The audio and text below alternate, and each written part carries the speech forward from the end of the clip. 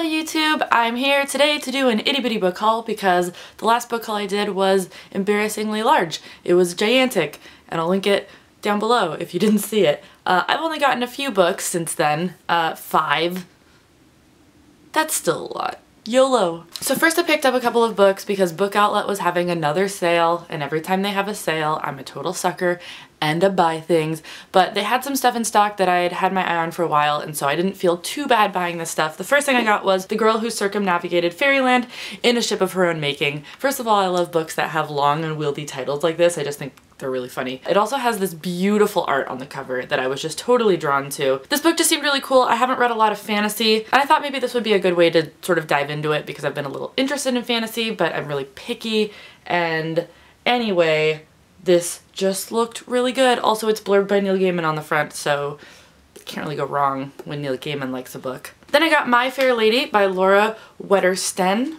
Wettersten. Yes, that's right. I wanted to read this book because it takes place at a Renaissance fair. Not only do I love Renaissance fairs, but my NaNoWriMo novel from this past year, 2014, was about a girl who goes to a Renaissance fair. And so I kind of wanted to see how someone else in the same general writing genre tackled this type of novel, and so I'm really excited to pick this up. I heard about it last year and I was pretty excited to read it, but I hadn't gotten it yet, so I will definitely be doing a review of this one. The next 3 books I just kind of picked up randomly. The first one, of course, is Veronica Mars' Mr. Kiss and Tell. This is the second book in the Veronica Mars novelization series. I really loved the first one, and I'm going to complain to you for a second because the first one I had a book copy of, and I read it, and then I found out that Kristen Bell actually did the audiobook for it, and I was so bummed that I didn't read it that way because I just feel like listening to Kristen Bell do the audiobook would almost have been like having a new Veronica Mars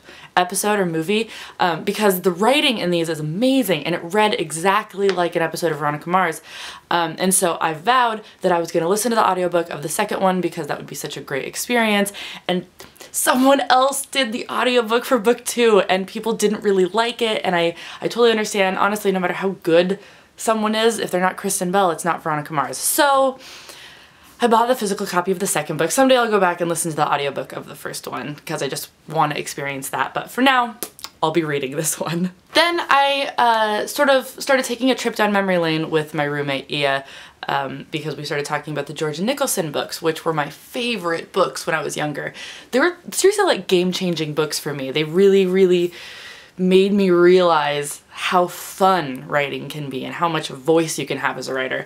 And so I used to own all of them, and apparently I don't anymore. I could only find the first one on my shelves. So Ia and I decided to switch off every other buying them. So she bought 2 and 4, I bought 3 and 5, and I was really excited because I thought that I was gonna have to get the new covers because that was all that was available online as far as I could find. These are what came in the mail, and I love these because these are just nostalgic from my childhood, and I can't wait to just whiz through all of these because they're just so fun. And I honestly wasn't sure how it was going to be reading them as a 27-year-old, but they really hold up.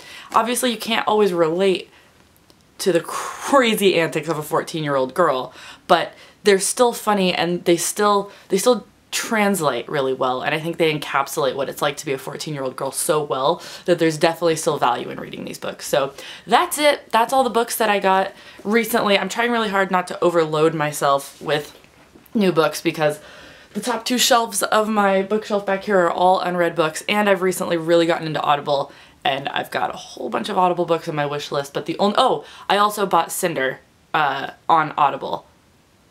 Cinder, yay! I'm about halfway through it right now. I'm liking it, not really sure where it's going to be going, really need to like listen to more. I'm gonna hold off judgment until I've heard more. I like it, just not sure.